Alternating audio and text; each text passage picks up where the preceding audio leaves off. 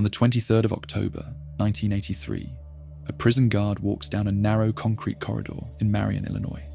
He stops in front of a steel door. Inside the cell, a man has not touched another human being in weeks.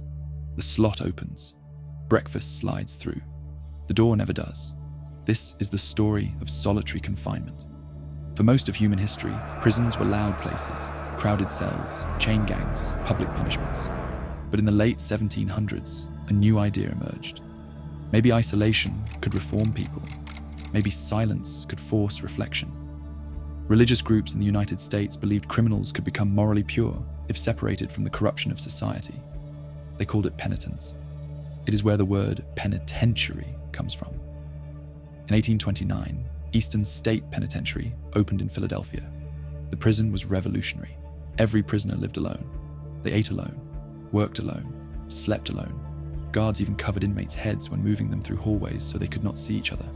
The designers believed silence would create remorse. Instead, many prisoners mentally collapsed.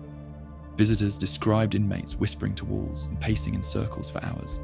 One man reportedly stared at a drain for days. Another laughed uncontrollably through the night. Charles Dickens toured the prison in 1842 and called the system cruel and wrong. He wrote that the punishment was worse than physical torture because it destroyed the mind quietly. Eventually, many countries reduced the practice, but solitary confinement never disappeared. It evolved. Today, the United States holds more prisoners in long-term isolation than any democracy on earth. Exact numbers are difficult to verify because reporting standards vary by state, but estimates suggest tens of thousands of inmates spend over 22 hours a day alone. Some remain isolated for years, others for decades. The modern Supermax prison was designed to perfect this system. Florence, Colorado, a DX Florence, the most secure prison in the United States. From above, the facility resembles a concrete fortress dropped into the desert. Motion sensors, steel fencing, guard towers. Inside are men considered too dangerous to house anywhere else. Terrorists, gang leaders, escape artists, killers of prison staff.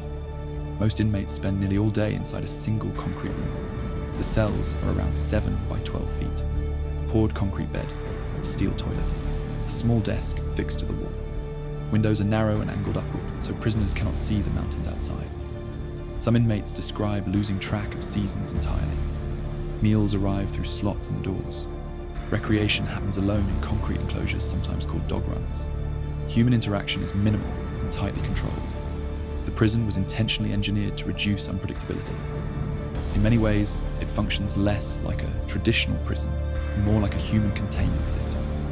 Officials argue that solitary confinement protects both guards and inmates. Certain prisoners organize murders from inside prison walls. Some assault staff repeatedly. Others target vulnerable inmates. Isolation, according to prison administrators, prevents chaos. And there is evidence supporting that argument. In the 1980s, violence inside American prisons surged. Gang structures became stronger. Assaults on correctional officers increased. The federal prison in Marion, Illinois, entered permanent lockdown after 2 guards were murdered in separate incidents on the same day. Prison officials concluded that some inmates could no longer be managed through conventional incarceration. That logic eventually helped create the Supermax era. But critics argue that the psychological cost is catastrophic. Humans are social organisms. The brain expects stimulation, conversation, facial expressions, movement, touch. Solitary confinement strips most of that away. Former inmates describe hearing phantom voices. Some report panic attacks and memory loss. Others develop hypersensitivity to sound. A coughing fit in another cell can become unbearable. Footsteps echo differently. Time itself starts to feel unstable. Psychologists have documented hallucinations, paranoia, depression, and cognitive decline in isolated prisoners. Stuart Gracian, a psychiatrist who studied solitary confinement extensively, observed a syndrome involving perceptual distortions, obsessive thoughts, and severe anxiety. In some cases, prisoners became incapable of normal social interaction after prolonged isolation. The effects can appear surprisingly quickly. In one study, healthy volunteers placed in isolation began struggling with concentration after only a few days. Prison environments intensify those effects further because the isolation is involuntary, indefinite, and often combined with stress or fear. And yet solitary confinement remains deeply embedded in prison systems around the world. Part of the reason is logistical. Prisons are overcrowded, staff shortages are common. Mentally ill inmates can become difficult to manage in general populations. Solitary confinement offers administrators control. A prisoner in a locked cell cannot immediately attack another inmate. They cannot coordinate riots easily. They cannot move freely. But the system also creates a paradox. Many prisoners eventually leave solitary confinement and return directly to society. Imagine spending years in near-total isolation and then suddenly walking into a crowded city. Traffic noise, bright lights, human conversation, phones ringing, grocery stores, families. The transition can be psychologically overwhelming. Some former inmates compare it to emerging from another planet. One prisoner held in isolation for over 2 decades described becoming anxious during simple conversations. Another said eye contact felt physically painful after years without normal interaction. This has raised a difficult question. If the purpose of prison is rehabilitation, what exactly does prolonged isolation rehabilitate? Several countries reach their own conclusions. Norway largely rejects long-term solitary confinement. Its prison philosophy focuses heavily on normalization. Inmates retain access to social activities, education, and communal spaces. Violence rates inside Norwegian prisons are significantly lower than many systems built around punishment-first models. But comparisons are complicated. Norway has a far smaller prison population, lower violent crime rates, different social structures, different sentencing laws. Critics argue that policies successful in Scandinavia may not scale effectively to massive prison systems like the United States. Meanwhile, countries including the United Kingdom and Canada have faced increasing legal pressure over isolation practices. In 2011, the United Nations Special Rapporteur on Torture stated that prolonged solitary confinement exceeding 15 days could constitute cruel, inhuman, or degrading treatment. The reasoning was based partly on evidence suggesting that psychological damage can become irreversible after extended periods. Some prison systems responded with reforms. Others changed terminology instead. Administrative segregation, restrictive housing, special management units, different names, similar conditions. The debate became even more complicated when solitary confinement intersected with mental illness. A disproportionate number of isolated inmates suffer from psychiatric disorders. Some prisons use segregation to separate prisoners experiencing psychotic episodes or extreme behavioral instability. But isolation can intensify those symptoms dramatically. In certain cases, inmates self-harm, known repeatedly inside solitary units. Some swallow batteries or razor blades. Others bang their heads against walls for hours. Correctional officers in multiple facilities describe cells covered in blood or feces after mental breakdowns. And prisons are often unequipped to treat severe psychiatric illness effectively. The United States gradually closed many state psychiatric hospitals during the second half of the 20th century. Large numbers of mentally ill individuals eventually entered jails and prisons instead. Today, correctional facilities house one of the largest concentrations of mentally ill people in the country. That means solitary confinement increasingly functions not only as punishment, but also as improvised behavioral management, sometimes indefinitely. Khalif Browder became one of the most widely known examples. In 2010, Browder was arrested in New York at age 16 after being accused of stealing a backpack. He denied the accusation. Unable to afford bail, he spent around 3 years on Rikers Island awaiting trial. Roughly 2 of those years were spent in solitary confinement. The charges were eventually dropped. After his release, Browder struggled psychologically. In interviews, he described paranoia and trauma from isolation. In 2015, he died by suicide. His case intensified national scrutiny around solitary confinement, especially involving juveniles. But even as reforms expanded in some states, supermax facilities and restrictive housing units continued operating across the country because prison systems face another uncomfortable reality. Some inmates genuinely are extremely dangerous. Thomas Silverstein spent decades in federal solitary confinement after killing prison staff. Joaquin El Chapo Guzman was held under highly restrictive conditions due to escape risks. Ramzi Youssef, one of the architects of the 1993 World Trade Center bombing, remains housed under strict isolation. For prison administrators, these cases become central arguments. The public rarely sees those internal calculations. Most solitary confinement units are inaccessible to journalists. Photography is limited. Surveillance footage is controlled by prison authorities.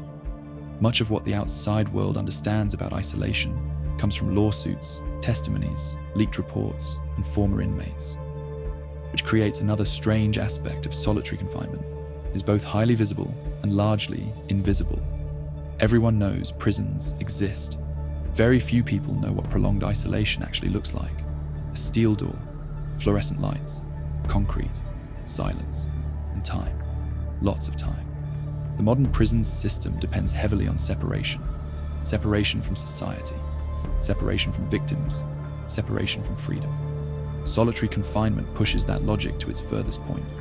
Not just separating prisoners from the public, separating them from almost everyone. On paper, the practice is often described with clinical language.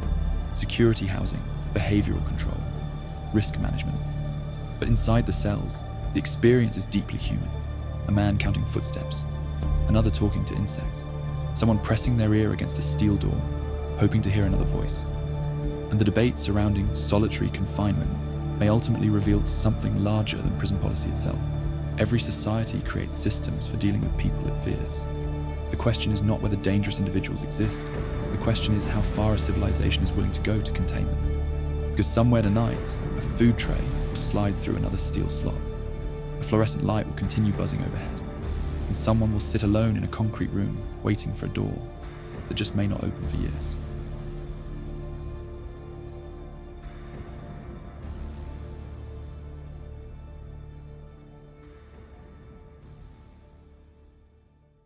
March 23rd, 2022, Ho Chi Minh City, Vietnam. A software engineer opens his laptop and notices something strange. Hundreds of millions of dollars are moving out of a crypto network in real time. Nobody can stop it. This is how a hacker stole $600 million. By early 2022, cryptocurrency was exploding.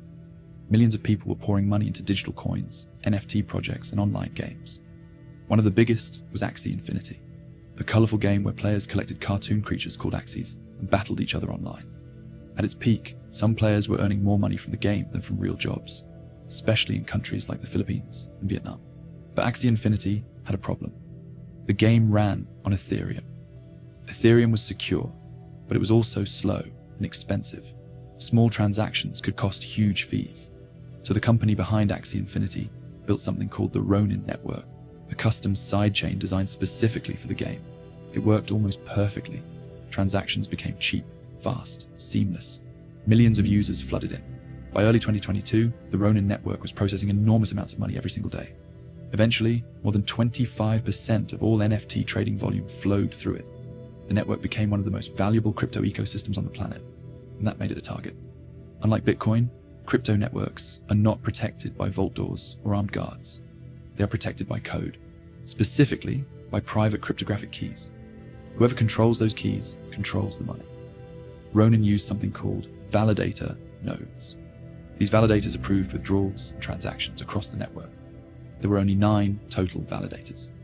To approve a transaction, 5 out of the 9 validators needed to sign off. That decision would later become catastrophic, because while the network was growing rapidly, security was struggling to keep up. Internally, developers were under pressure. Axie Infinity was becoming one of the hottest projects in crypto history. Investors were flooding in. Venture capital firms poured money into the company. The game was making millions every day. Growth came first, security came second.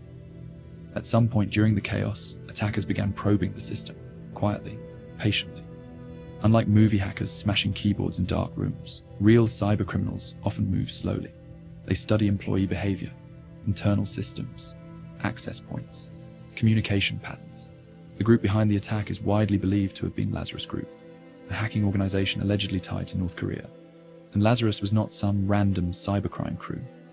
According to intelligence agencies, the group had already stolen billions through cyber attacks. Banks, exchanges, governments, crypto projects. Almost everything was a target. The reason was simple. North Korea is heavily sanctioned. Traditional banking routes are restricted. Cybercrime became an alternative economy. Cryptocurrency was perfect for it. Fast movement, weak regulation, global access. But breaking into Ronin would require something more sophisticated than brute force. The attackers allegedly started with social engineering. One employee reportedly received a fake job offer, high salary, professional recruiters, multiple interview stages, the kind of opportunity that would feel almost impossible to reject. Then came a PDF file. Inside it was malware. Once opened, the attackers gained access to internal systems.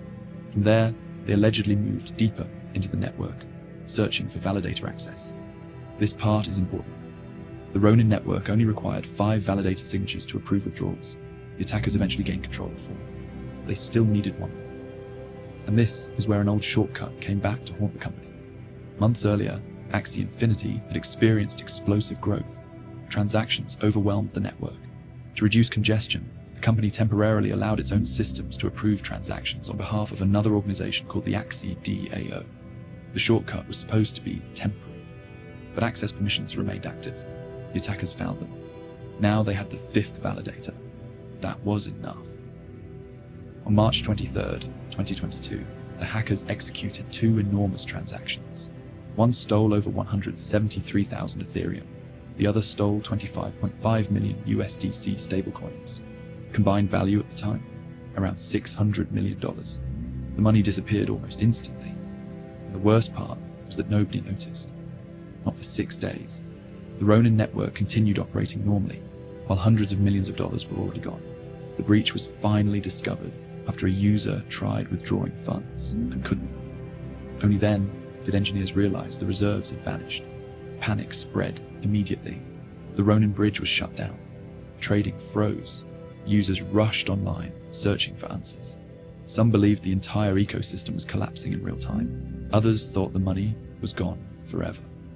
For the company behind Axie Infinity, the situation was existential. Trust is everything in crypto. And trust had just been shattered. Investigators from around the world became involved. Blockchain analysts started tracing the stolen funds across wallets. Unlike traditional banking, blockchain transactions are public. Every movement leaves a trail. But tracing crypto and recovering it are very different things. The attackers began laundering the money through mixers, services designed to obscure transaction histories by blending funds together. One of the biggest was Tornado Cash. Millions flowed through it, wallet by wallet, transaction by transaction. The hackers attempted to break the trail before authorities could follow it. Meanwhile, the FBI publicly linked the attack to North Korean state-backed hackers. Suddenly, this was no longer just a crypto story. It had become geopolitics. A government accused of using cyber theft to bypass sanctions had allegedly pulled off one of the largest digital robberies in history, and the numbers kept getting worse. At the time, the Ronin hack became one of the biggest crypto thefts ever recorded, larger than many traditional bank robberies combined. Yet nobody used guns. Nobody entered a vault. Nobody even needed to be physically present. A few compromised employees, a malicious file, 5 validator signatures. That was enough to move more money than most people will ever see in their entire lives. Eventually, the company behind Axie Infinity raised funding to reimburse affected users. The network survived, barely. But the attack exposed something much larger. During the crypto boom, billions of dollars had rushed into systems that were still experimental. Entire financial ecosystems were being built at internet speed. Security models were often immature. Companies prioritized user growth over infrastructure hardening. Because in technology, convenience usually arrives before safety. And crypto was no exception. The Ronin attack also revealed how modern cyber warfare was changing. Countries no longer needed tanks crossing borders to attack foreign economies. A small group of hackers with laptops could now steal hundreds of millions remotely, silently. And unlike traditional warfare, attribution remained difficult. Governments denied involvement. Hackers hid behind wallets, aliases, and layers of digital infrastructure spread across multiple countries. The battlefield became invisible. Today, attacks like the Ronin hack are becoming more common. Crypto exchanges, hospitals, pipelines, corporations, governments. Everything connected to the internet eventually becomes a target. Because every digital system has one thing in common. A human being built it. And human beings make mistakes. The employee who opened the malicious file probably thought it was a career opportunity. The developers who left temporary permissions active probably thought they would remove them later. The executives prioritizing growth probably believed they had more time. They didn't. And maybe that's the most unsettling part of the entire story. The $600 million theft wasn't caused by one catastrophic failure. It was caused by several small ones, small shortcuts, small assumptions, small moments of negligence, combined together. Somewhere tonight, another engineer is approving temporary access. Another employee is opening an email attachment. Another company is prioritizing growth over security. And somewhere else, someone is already watching.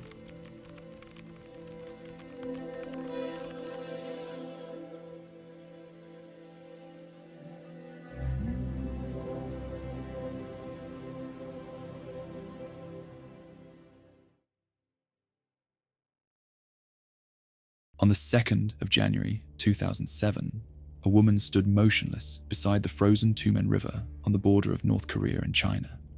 It was almost midnight. Snow covered the shoreline. Across the water, a single Chinese streetlight glowed through the fog. She waited for the guards to look away. Then she stepped into the river. This is the story of the people who tried to escape North Korea. For decades, North Korea has been one of the most isolated countries on Earth. Citizens are cut off from most outside information. Foreign media is banned. Leaving the country without permission is considered treason. Entire families can be punished for the actions of one person. But despite the risks, thousands still try to escape. Most defections happen near the northern border. North Korea shares a heavily fortified border with South Korea, but the northern frontier with China is different. Large sections are divided by two rivers, the Yalu and the Tumen. In winter, parts of the rivers freeze solid. That changes everything. For many defectors, China is the first objective. Not freedom, just survival. The journey usually begins quietly. Someone starts hearing forbidden radio broadcasts late at night. A neighbor returns from China with stories about supermarkets filled with food. Smuggled South Korean dramas spread through flash drives and DVDs. The outside world starts to feel real. Then comes the famine. In the 1990s, North Korea's economy collapsed after the fall of the Soviet Union. Floods destroyed crops. Food distribution systems broke apart. Entire towns began starving. Some estimates suggest hundreds of thousands died. Others place the number above 1 million. People started crossing rivers simply to eat. At first, many believed they would return home after finding food or temporary work in China. But crossing the border changed people. They saw electricity that stayed on at night. Stores filled with products, internet cafes, cars everywhere. Some realized for the first time how poor North Korea actually was. The government understood the danger immediately. Border security intensified. Guards were given orders to shoot defectors. Fences and surveillance systems expanded. Punishments became harsher. Captured escapees could be sent to labor camps for years. Repeat offenders sometimes disappeared entirely. Still, people kept trying. Escaping North Korea requires layers of deception. Defectors often move through networks of brokers operating across China and Southeast Asia. Some brokers help for ideological reasons. Others charge thousands of dollars. Families inside North Korea sometimes sell everything they own to fund a single escape attempt. But China presents another problem. The Chinese government does not officially recognize North Koreans as refugees. Instead, they are classified as illegal economic migrants. If captured by Chinese authorities, defectors can be deported back to North Korea. Many live in hiding for years, constantly moving between apartments and safe houses. Some never make it further than that. Women face especially severe risks. Human traffickers operate heavily along the border regions. Some North Korean women are sold into forced marriages or exploited in illegal networks. Because they lack legal status in China, reporting abuse can lead to deportation. Even children are sometimes born stateless. For those continuing south, the route becomes longer and stranger. Many defectors travel thousands of miles through China before entering countries like Laos, Vietnam, or Thailand. Thailand eventually became one of the most common destinations because authorities there often allowed defectors to continue onward to South Korea. But every border crossing carries new risks. Smugglers abandon groups. Police raids happen suddenly. Some defectors travel hidden in trucks for days. Others move through jungles at night, guided only by flashlights and whispered instructions. There are cases of people being caught just hours before reaching safety. One former defector described staying completely silent inside a cramped vehicle for almost 20 hours, while police checkpoints passed outside. Another recalled memorizing fake Chinese phrases, despite barely understanding the language. Many never see their families again. North Korea uses collective punishment in some cases. If one family member defects, relatives remaining inside the country can face interrogation, surveillance, or imprisonment. Because of this, some defectors leave without telling anyone. Parents disappear overnight. Sons vanish during military service. Siblings stop contacting each other forever. The emotional cost can outlast the escape itself. In South Korea, defectors undergo extensive questioning and resettlement programs. Intelligence officials want to verify identities and rule out espionage. Afterwards, defectors are introduced to modern technologies many have never used before. ATM, smartphones, online banking, subway systems. Some adapt quickly, others struggle for years. North Korean society operates on strict hierarchy and surveillance. South Korea moves at extreme speed. The culture shock can be overwhelming. Defectors often describe feeling isolated despite technically being free. Accents immediately identify them. Employers sometimes discriminate against them. Depression rates among defectors remain high. Freedom turned out to be more complicated than expected. And yet, the escapes continue. Some defections became internationally famous. In 1997, Hwang Jang-yeop, one of the highest-ranking officials ever to defect, fled through the South Korean embassy in Beijing. In 2016, a group of North Korean restaurant workers escaped together from China. More recently, small boat crossings across the sea have increased as border surveillance patterns shift, but the most dangerous period came after 2020. During the COVID-19 pandemic, North Korea sealed its borders almost completely. Reports suggested shoot-to-kill orders were expanded near border areas. Trade collapsed further. Escape routes disappeared almost overnight. Defections dropped dramatically. For a period, escaping North Korea became nearly impossible. Then small numbers started appearing again. Satellite imagery later showed expanded fences, new guard posts, and additional surveillance infrastructure near sections of the Chinese border. The state had learned from decades of escapes. Technology was replacing trust. Cameras replaced older patrol gaps. Communication crackdowns intensified. But information still leaks through. South Korean dramas continue circulating secretly. Chinese phones are smuggled near border regions where foreign signals can briefly connect. Some North Koreans risk execution simply to watch outside media for a few minutes. Others memorize foreign phrases they hear in television shows. Because once people realize another world exists, controlling them becomes harder. That is the deeper danger for the regime. Not hunger, not poverty, comparison. Every successful escape creates proof that the outside world is real. Every smuggled movie undermines decades of propaganda. Every defector interview weakens the image of total control. And for many North Koreans, the decision to escape is not driven by politics at all. It begins with something smaller. A mother trying to feed her child. A teenager watching a forbidden TV drama. A soldier hearing foreign music for the first time. A farmer standing beside a frozen river at night, staring at lights on the other side. The journey out of North Korea is one of the most dangerous civilian escape routes on Earth. Some are caught within minutes. Some disappear in prisons. Some make it all the way to Seoul. And some are still waiting near the river. On cold nights along the Tumen, the border guards still patrol the shoreline. The floodlights still sweep across the ice. And sometimes, through the fog, another figure quietly steps toward China.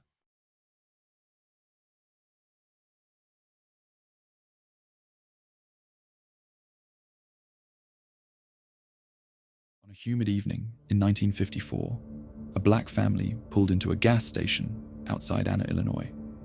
The father stepped out to ask for directions, while his children stayed silent in the back seat. Across the road, nailed to a wooden post, was a warning: "Don't let the sun set on you here." This is the story of America's sundown towns. For decades, thousands of towns across the United States operated under an unwritten rule. Black Americans could work there. They could pass through. Sometimes they could even shop there, but they could not stay after dark. Some towns used signs. Others used sirens. Some relied on police patrols or organized mobs. The message was always understood: leave before sunset. Most people associate segregation with the Deep South. Water fountains, Jim Crow laws, separate schools and buses. But sundown towns spread far beyond the South.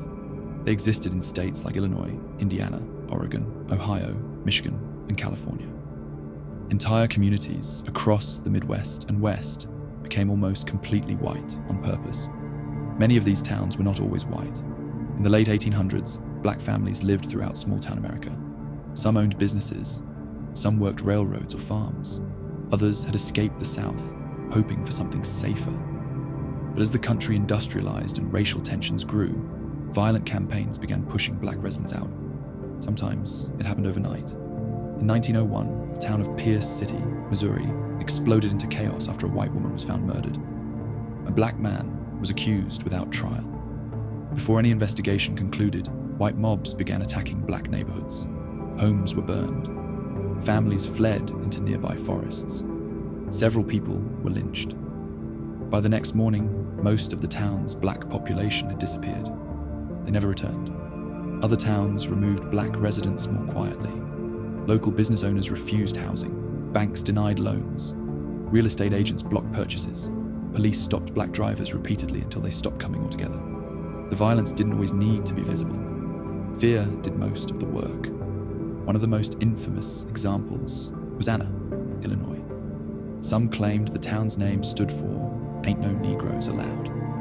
Whether true or not, the reputation stuck for generations. Black travelers avoided stopping there at night. Truck drivers warned each other. Parents passed stories to their children. And it wasn't just rumors. Across America, signs stood at town borders with messages that were impossible to misunderstand. Whites only after dark. Colored people, read and run. Don't let the sun set on you here. Many signs disappeared over time, but photographs survived. So did memories. The danger was real enough that black Americans built entire systems around avoiding it. In 1936, Victor Hugo Green created the Negro Motorist Green Book. It was a travel guide listing hotels, restaurants, gas stations, and homes where black travelers could safely stop. During segregation, a simple road trip could become dangerous within minutes. A wrong turn at night might lead into a hostile town with nowhere safe to sleep. The Green Book became essential. Families carried it across state lines the way someone might carry survival equipment. Athletes and musicians experienced the same thing. Black entertainers performing in white towns often couldn't stay in local hotels afterward. They would finish shows in packed theaters, receive applause from white audiences, then drive hours through the night searching for somewhere safe enough to rest. Even some soldiers, returning from World War II, encountered sundown restrictions while wearing American uniforms. They'd fought overseas for freedoms they still didn't fully possess at home. Many sundown towns justified their actions through the language of order and safety. Local newspapers described black residents as threats to property values or public peace.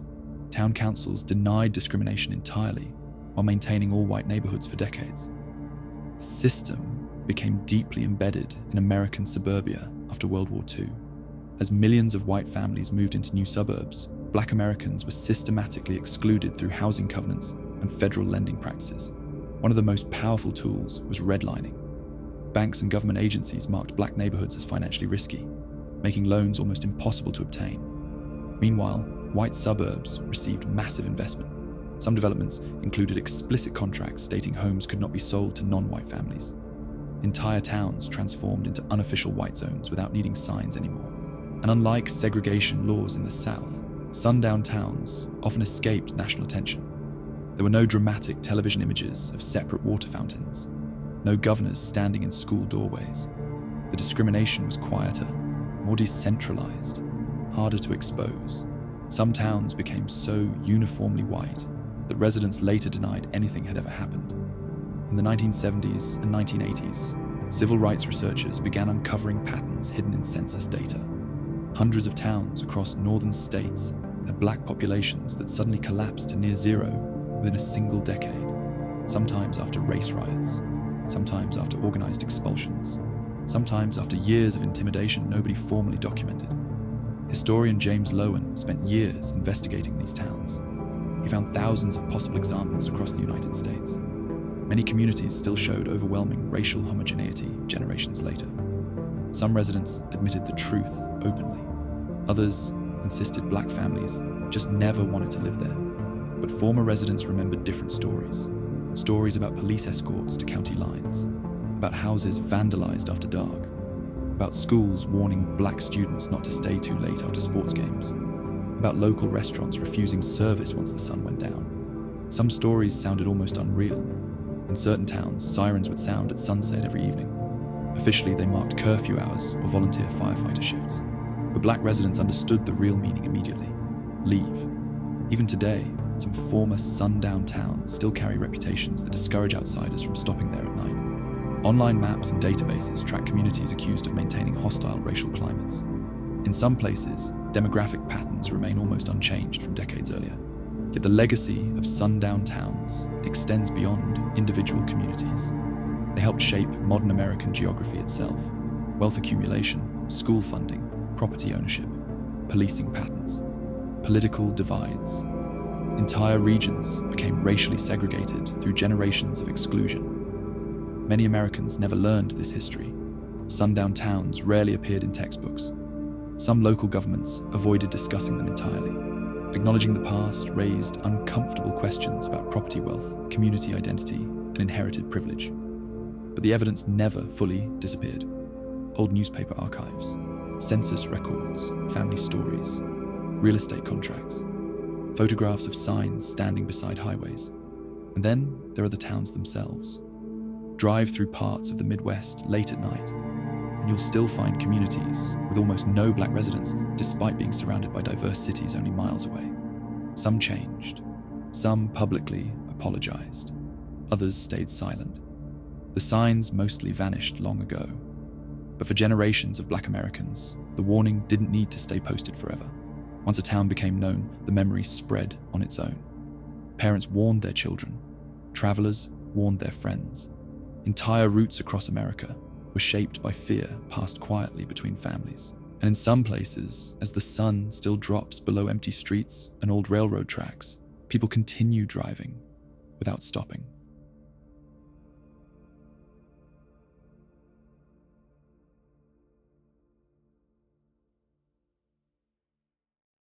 August 3rd, 2008. Cleveland, Ohio. A city inspector walks through a narrow alley behind an abandoned laundromat. The windows are boarded shut, trash piles against the brick walls. Then he notices lights coming from underground. Someone is living beneath the city. This is the story of America's hidden underground communities. Most people never notice them. They walk over them every day. Beneath sidewalks, train stations, casinos, highways, and office towers, there are tunnels, drainage systems, abandoned subway lines, utility corridors, and forgotten maintenance spaces large enough to hide entire populations. Some of these underground worlds were never meant for people at all. Others were abandoned decades ago and quietly reclaimed by those with nowhere else to go. Las Vegas has one of the most infamous underground populations in America. Beneath the casinos and resorts runs a massive flood tunnel system built after devastating flash floods killed dozens in the 1970s. The tunnels stretch for more than 600 miles beneath the city. During the day, millions of tourists move through the strip above. At night, another city wakes up below them. Some tunnel residents build makeshift rooms from scrap wood and tarps. Others drag in mattresses, generators, bicycles, even televisions. The walls are covered in graffiti and candle soot. Entire pathways are marked with arrows and symbols only residents understand. One wrong turn during monsoon season can kill you. Flash floods can send walls of water through the tunnels with almost no warning. Some survivors describe hearing the roar first, then complete darkness, then the water. But Las Vegas is only one example. In New York City, thousands of miles of subway tunnels and maintenance corridors create another hidden network. During the 1990s, reports emerged of people living deep inside abandoned subway stations. One of the most famous was Freedom Tunnel, a long, unused freight rail tunnel beneath Manhattan's West Side. Artists, runaways, addicts, and homeless residents slowly transformed it into an underground settlement. Entire camps formed beside the tracks. Fires burned inside oil drums. Graffiti covered nearly every surface. Photographer Margaret Morton documented many of the people living there. Some built organized living spaces with furniture and electricity stolen from nearby lines. Others survived in complete darkness. The tunnel became known not just for poverty, but for isolation. Residents could disappear from society almost entirely. Above them were some of the richest neighborhoods in America. Below them was another world entirely. Cities unintentionally create these hidden spaces all the time. Infrastructure outlives the purpose it was built for. old storm drains remain after highways are redesigned. Utility corridors become abandoned. Subway expansions leave behind sealed platforms and tunnels.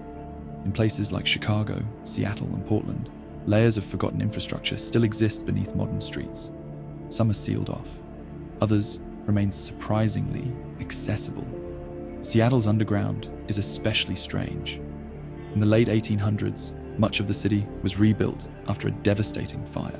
Streets were raised higher to improve drainage, leaving the original sidewalks and storefronts trapped underneath the new city. Today, tourists can visit parts of it through guided tours. But for decades, sections were used by smugglers, squatters, and criminals. Hidden entrances connected basements, alleyways, and storage corridors. The old city never fully disappeared. It just sank below the new one. The existence of these underground populations creates a difficult problem for authorities. Removing residents often does nothing long-term. Many simply relocate deeper into tunnel systems or return weeks later. Outreach workers in Las Vegas say tunnel residents frequently avoid shelters because shelters impose curfews, ban substances, separate families, or expose vulnerable people to theft and violence. Underground spaces provide anonymity. For some residents, that anonymity feels safer than the official alternatives above ground. The tunnels also develop their own economies. Scrap metal gets collected and sold. Some residents act as guides for newcomers. Others trade batteries, water, blankets, or stolen goods. Information becomes valuable. Which tunnel entrances are monitored, which police units patrol certain sectors, which storm drains flood first. Survival underground often depends less on strength and more on knowledge. In 2014, outreach teams exploring Las Vegas tunnels discovered entire libraries built underground. One resident had hundreds of books carefully stacked on makeshift shelves. Another tunnel contained exercise equipment, generators, and hand-painted murals. Journalists who entered these spaces often described the same feeling. The tunnels felt strangely permanent, not like temporary shelters, more like a parallel city slowly evolving out of sight. Some underground communities become so organized that governments begin monitoring them like separate districts. During the Cold War, Moscow's Metro 2 system allegedly expanded beneath the Soviet capital. According to former officials and defectors, secret tunnels connected government bunkers, military installations, and evacuation routes beneath the city. Much of its existence remains unconfirmed, but the idea revealed something important. Governments themselves rely on hidden underground worlds. Beneath Beijing are vast bunker systems originally built during fears of Soviet invasion.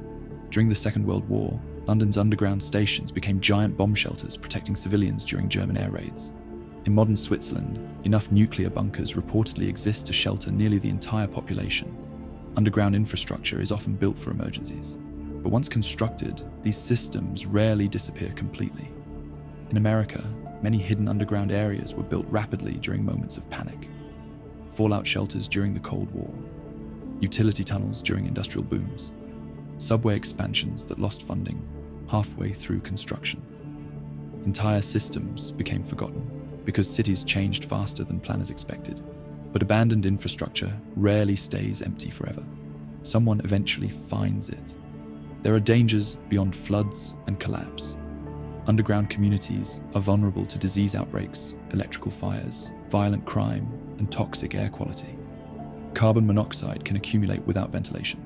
Rats spread through drainage systems. Mold grows along damp concrete walls. In some tunnels, oxygen levels themselves become dangerous. Yet despite this, people continue returning underground. Part of the reason is psychological. Cities above ground are built around visibility, cameras, police patrols, security guards, rent payments, ID as employment records. Underground spaces remove much of that structure. People who feel rejected by society often disappear into places where nobody asks questions. Researchers studying tunnel populations found many residents deliberately cut off contact with family members, employers, or government agencies. Some wanted to escape addiction, others wanted to escape people entirely. One former tunnel resident in Las Vegas described the appeal simply, "Down there, nobody bothers you." That isolation can slowly transform into something else. Entire identities begin revolving around life underground. Residents develop routines, territorial boundaries, reputations, alliances. Outreach workers report that some long-term tunnel residents eventually struggle to reintegrate into normal housing environments. Open spaces feel uncomfortable. Constant noise feels overwhelming. The underground starts feeling more predictable than the surface world above it. There is another uncomfortable reality. Modern cities increasingly depend on systems most citizens never see. Power grids, fiber optic cables, water systems, sewage networks, transit corridors, maintenance shafts. The larger cities become, the more hidden infrastructure they require beneath them. In some ways, the underground city grows alongside the visible one above it. In Tokyo, engineers built gigantic underground flood diversion chambers beneath the suburbs. Massive concrete silos connect to tunnels designed to redirect catastrophic flooding away from the city centre. The chambers are so enormous, they resemble underground cathedrals. In Montreal, an entire underground city of shopping centres, train stations, offices, and pedestrian tunnels stretches for more than 20 miles. Thousands of people move through it daily without ever stepping outside. Human civilization keeps expanding downward. And as housing costs rise across major cities, some researchers believe hidden underground populations may grow with it. Infrastructure built for transportation, drainage, or emergencies can quickly become shelter when enough people are priced out above ground. The process is almost invisible until journalists or authorities stumble onto another hidden settlement years later. The strange thing is how close these worlds usually are to ordinary life. In Las Vegas, tourists walk over tunnel entrances every night without noticing them. In New York, subway riders pass sealed corridors where people once lived for years. In Seattle, shoppers buy coffee directly above buried streets from another century. The hidden city is rarely far away. Back in Cleveland, investigators eventually traced the lights beneath the laundromat to a small network of utility tunnels. Inside, they found blankets, canned food, old photographs, and handwritten notes taped to the concrete walls. Someone had lived there for months, maybe longer. By the time authorities returned with police, the resident was gone. Only the lights remained.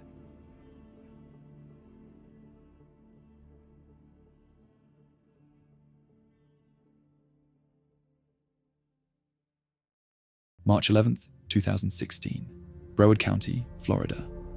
A teenager sits in the front seat of a parked Honda Civic, scrolling through SoundCloud with half a Xanax bar dissolving under his tongue. He doesn't remember how many he already took. Outside, the parking lot is completely silent. Inside the car, time starts slowing down. This is how Xanax quietly took over a generation. The drug was never supposed to become this big. Xanax was designed for anxiety, panic attacks, short bursts of fear. In 1981, the pharmaceutical company Upjohn released alprazolam to the American market under the brand name Xanax. It belonged to a class of drugs called benzodiazepines, medications that slow activity in the brain and nervous system. Earlier drugs in the same family already existed: Valium, Klonopin, Ativan. But Xanax was different. It worked fast, very fast. Within an hour, users often felt calmer. Their thoughts slowed down, muscles relaxed, panic disappeared. For doctors, this looked revolutionary. Anxiety disorders were common and increasing. Xanax became one of the most prescribed psychiatric drugs in America. But the drug carried a hidden problem. Xanax leaves the bloodstream relatively quickly, faster than many other benzodiazepines. That sounds harmless until you understand what it does to the brain. As the effects wear off, anxiety often rebounds harder than before. Users feel the need to take another dose sooner. Relief becomes temporary. Dependence forms quietly. By the late 1990s, prescriptions were exploding across the United States. Millions of Americans were taking Xanax daily, some legally, some recreationally. Entire medicine cabinets became supply depots for schools and neighborhoods. Then the internet arrived. Online forums spread information faster than doctors could control it. Teenagers learned which pills got you high, which combinations intensified the effects, which doses made you black out. Xanax developed a reputation that separated it from most prescription drugs. It wasn't just medicine anymore. It became an escape button. Users described the feeling the same way over and over. Everything goes quiet. Stress disappears. Fear disappears. Shame disappears. For people dealing with anxiety, trauma, depression, or isolation, and the effect could feel life-changing. But Xanax also damaged memory formation. Users often remained awake and functional while their brains stopped recording events properly. Entire conversations vanished. Entire nights disappeared. People drove cars with no memory of driving them, sent texts they never remembered typing, committed crimes they barely recalled the next morning. This state became known online as blacking out. Entire compilations of blackout behavior spread across YouTube and social media during the early 2000s. Teenagers filmed their friends slurring words, falling over furniture, shoplifting, crashing cars, or wandering through parking lots barely conscious. Many treated it like comedy. The culture around Xanax grew rapidly because it blended perfectly with the internet era. It was cheap, small, easy to hide, easy to photograph. Pill bottles and rectangular bars flooded Instagram and Tumblr posts. Rap lyrics started mentioning Xanax constantly. At first it appeared occasionally, then everywhere. By the mid-2000s, the drug had become deeply tied to online youth culture and modern hip-hop. Artists described using Xanax to numb themselves before performances, after breakups, during depression, or simply to function day to day. The image spread faster than public health warnings ever could. But something else was happening underneath the surface. Counterfeit pills were flooding America. Real Xanax requires a prescription and pharmaceutical manufacturing. Fake Xanax only requires a pill press and chemicals. Criminal organizations realized demand was enormous. Counterfeit bars began appearing across the United States. Many looked nearly identical to genuine pills, same shape, same color, same markings. But inside, the contents varied wildly. Some counterfeit bars contained extremely high doses of alprazolam. Others contained entirely different substances. Increasingly, they contained fentanyl. Fentanyl is a synthetic opioid roughly 50 times stronger than heroin. Tiny amounts can stop breathing within minutes. Users who thought they were buying Xanax were suddenly overdosing on opioids instead. Deaths surged. Emergency rooms across the country reported spikes in benzodiazepine overdoses, especially when combined with alcohol or opioids. That combination became incredibly common. Xanax suppresses the central nervous system. Alcohol does too. Opioids do too. Together, they can slow breathing until the body simply stops. In many cases, users never intended to die. They were trying to sleep, trying to calm down, trying to disappear for a few hours. The numbers became staggering. In the United States, benzodiazepines were involved in thousands of overdose deaths every year. And unlike some drugs, Xanax dependency often developed in ordinary suburban environments: bedrooms, schools, college dorms, apartments. Not hidden alleyways or abandoned buildings. The users often looked completely normal. Students, athletes, office workers, parents. One of the most dangerous aspects of Xanax is how invisible the addiction can appear at first. Stimulant addictions often create visible energy or erratic behavior. Opioid addictions can physically deteriorate the body over time, but Xanax dependency frequently hides behind exhaustion, forgetfulness, and emotional numbness. Then withdrawal begins. Withdrawal from benzodiazepines is considered one of the most dangerous drug withdrawals in medicine. Heavy long-term users can experience seizures, hallucinations, paranoia, heart problems, and extreme panic. Some symptoms can last months or even years. Doctors call it benzodiazepine withdrawal syndrome. Many users simply call it hell. Unlike some substances, stopping suddenly can actually kill you. This trapped many people psychologically. The drug originally prescribed to reduce anxiety now created overwhelming anxiety when removed. Some users described feeling permanently altered by long-term use. Sounds became sharper. Light became unbearable. Sleep disappeared. Online communities filled with people documenting recovery journeys lasting years. At the same time, pharmaceutical companies faced increasing scrutiny over prescription practices in America. During the opioid crisis, many investigators started questioning how aggressively addictive medications had been distributed for decades. Xanax prescriptions remained widespread, even as awareness of dependency risks increased. But culture had already moved faster than regulation. A generation raised online had normalized chemical escape. Memes joked about forgetting entire weekends. Viral clips showed intoxicated teenagers stumbling through stores and classrooms. The language itself became casual. Bars, Xans, Pharmapram, ladders. What once sounded clinical now sounded trendy, and the music world kept amplifying it. Several artists publicly struggled with benzodiazepine addiction. Others died from accidental overdoses involving combinations of Xanax, fentanyl, alcohol, or opioids. Fans watched these deaths unfold in real time through live streams, tweets, police reports, and viral posts. For many young people, the drug became associated with sadness, exhaustion, and emotional collapse rather than rebellion. The symbolism changed.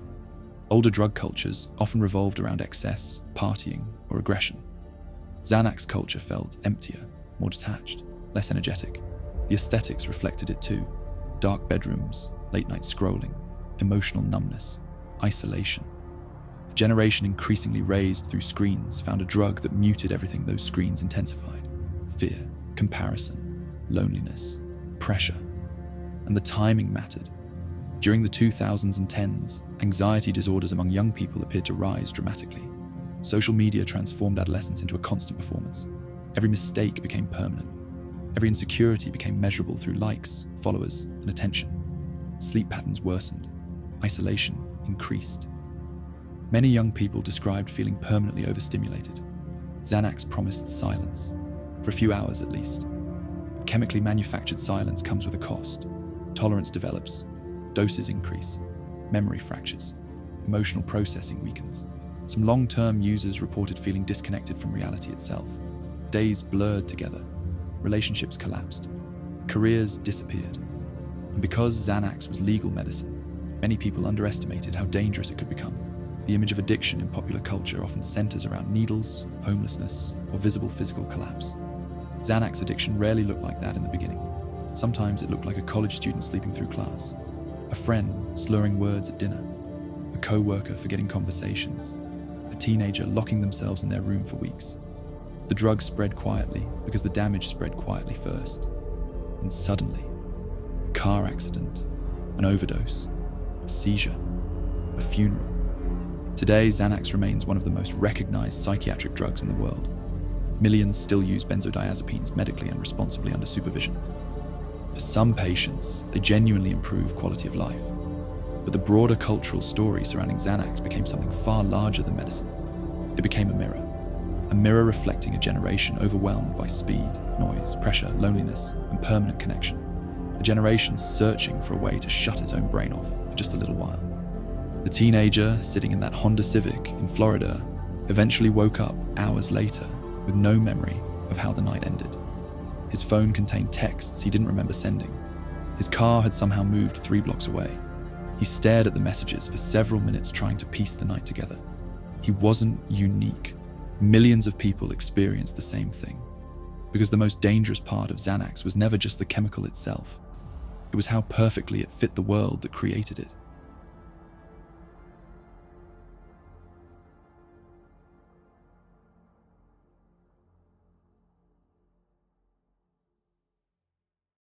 November 25th, 1951. Pont Saint-Esprit, southern France. A man bolts through the streets screaming that snakes are crawling out of his stomach. Moments later, he throws himself from a second-story window. By the end of the week, dozens are institutionalized, hundreds are hallucinating, and several people are dead. Officially, contaminated bread caused the outbreak.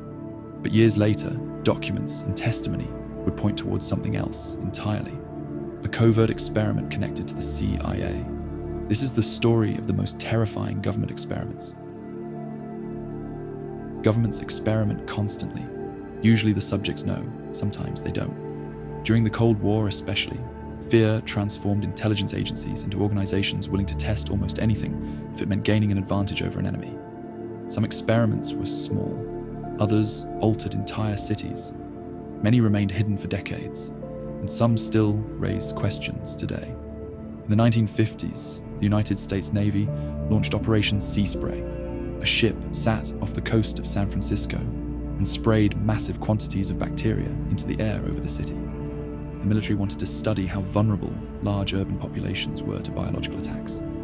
Nearly 1 million civilians were exposed without consent. Soon afterward, residents began suffering rare infections. One man named Edward Nevin died after the bacteria infected his heart. The government later insisted the microbes were harmless. Researchers disagreed. A few years earlier, another experiment unfolded deep inside the New York subway system. Light bulbs filled with bacteria were smashed along train tracks, while military scientists observed how the particles spread through tunnels and ventilation systems. Thousands of commuters unknowingly inhaled the material on their way to work. The tests continued for years.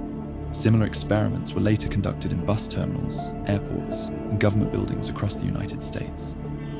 Then there was Project Shad. Beginning in the 1960s, the US military secretly used sailors as human test subjects aboard naval ships.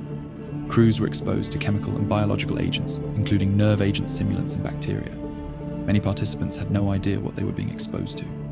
Veterans later reported chronic illnesses, cancers, and neurological conditions. Some only discovered decades later that they had been part of classified experiments at all. The Soviet Union had its own programs. On Vozrojdeniya Island in the Aral Sea, Soviet scientists developed one of the largest biological weapons facilities on Earth.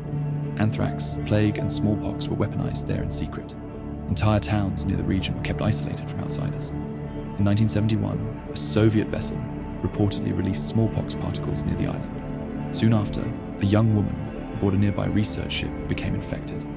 10 people died. The Soviet government suppressed the incident entirely. In apartheid South Africa, a cardiologist named Wouter Basson led a covert chemical weapons program called Project Coast. Officially, it existed to protect the state. In reality, researchers investigated crowd control poisons, fertility-reducing agents, and assassination tools disguised as everyday objects. Some reports alleged attempts to create chemicals that would selectively target black South Africans. Basson later became known as Dr. Death. Despite years of investigations, many details about the program remain classified or disputed. During the 1950s and 60s, Canada participated in a disturbing series of psychiatric experiments funded partly through the CIA. At Montreal's Allen Memorial Institute, psychiatrist Donald Ewan Cameron believed he could erase and rebuild the human mind. Patients seeking treatment for anxiety or depression were subjected to extreme electroshock therapy, medically induced comas, sensory deprivation, and endless loops of recorded messages played for weeks at a time. Cameron called the process psychic driving. Some patients reportedly forgot how to speak. Others forgot their families entirely. The CIA's interest in mind control did not stop there. Under MKUltra, dozens of sub-projects explored hypnosis, drugs, psychological torture, and behavioral manipulation. But one lesser-known operation involved safe houses in New York and San Francisco. The CIA rented apartments, hired sex workers, and secretly dosed clients with LSD while agents watched through one-way mirrors. The operation was called Midnight Climax. The goal was to study how vulnerable, compromised individuals might become under interrogation or blackmail. Many victims never knew what happened to them. Across the Atlantic, East Germany's Ministry for State Security, the Stasi, developed psychological warfare techniques that rarely involved physical violence at all. Instead, they focused on destroying targets mentally. The program became known as Zersetzung. Informants would subtly alter victims' lives. Furniture moved slightly while they were away. Clocks changed. Friendships sabotaged. Careers quietly destroyed. Anonymous letters spread rumors. The purpose was to induce paranoia and emotional collapse without leaving obvious evidence behind. It was psychological experimentation on a national scale. In Japan during World War II, Unit 731 conducted some of the most infamous human experiments in history. But after the war, many of the scientists avoided prosecution entirely. Why? Because the United States reportedly granted immunity in exchange for their research data on biological warfare. The information gathered from human vivisections, frostbite tests, and plague dissemination was considered too valuable to lose during the emerging Cold War. Some former Unit 731 researchers later entered respected positions in medicine and academia. In Australia, during the 1950s, British nuclear testing blanketed parts of the outback with radioactive fallout.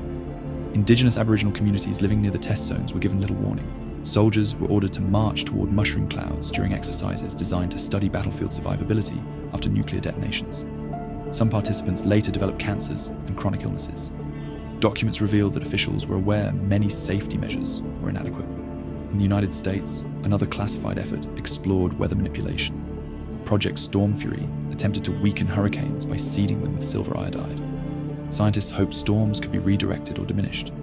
Results were inconclusive, but weather experimentation expanded elsewhere. During the Vietnam War, Operation Popeye used cloud seeding in attempts to prolong monsoon seasons over enemy supply routes. The slogan inside the program reportedly became, "Make mud, not war." Some experiments focused not on weapons, but surveillance. In the 1970s, the FBI ran COINTELPRO operations targeting activists, journalists, and political organizations. Fake letters, forged evidence, and planted informants were used to fracture movements from within. Psychological pressure became a weapon. Trust itself became unstable. The line between intelligence gathering and social engineering began to disappear. One of the strangest government projects emerged from the Soviet Union's obsession with psychic phenomena. Both the USSR and the United States poured resources into researching extrasensory perception during the Cold War. American programs like Stargate attempted to train remote viewers who claimed they could mentally visualize distant locations. Intelligence officers genuinely investigated whether psychic spying could work. Millions of dollars were spent. Reports circulated through defense agencies for years. Some officials believed the results showed promise. Others considered the entire thing absurd. But perhaps the most chilling experiments were the ones hidden inside ordinary institutions. Schools, hospitals, prisons, places people trusted. In Holmesburg, prison in Philadelphia, inmates were used in pharmaceutical and chemical testing programs for decades. Substances, including dioxin, were applied directly onto prisoners' skin. Many inmates agreed because they needed money. Others claimed they were never fully informed about the risks. Similar experiments happened in prisons across multiple countries during the 20th century. Vulnerable populations became convenient test subjects. Then there was the Aversion Project in apartheid-era South Africa. Military psychiatrists attempted to cure homosexuality among conscripts using electroshock therapy and chemical castration. Some victims were reportedly forced into gender reassignment surgeries. Records were destroyed. Many survivors stayed silent for decades. Even today, governments continue experimenting in ways the public rarely understands until years later. Artificial intelligence surveillance systems, predictive policing algorithms, facial recognition databases, mass biometric collection, entire populations generating data constantly. Modern experiments no longer always require laboratories or syringes. Sometimes they only require phones, cameras, search histories, and that is what makes these stories unsettling. Most people imagine government experiments as something distant, a Cold War relic, men in lab coats standing behind glass windows. But the pattern repeats constantly. Fear creates urgency. Urgency weakens oversight. And once secrecy becomes justified in the name of national security, almost anything can be rationalized. The terrifying part is not just that these experiments happened, it's how many were considered reasonable at the time.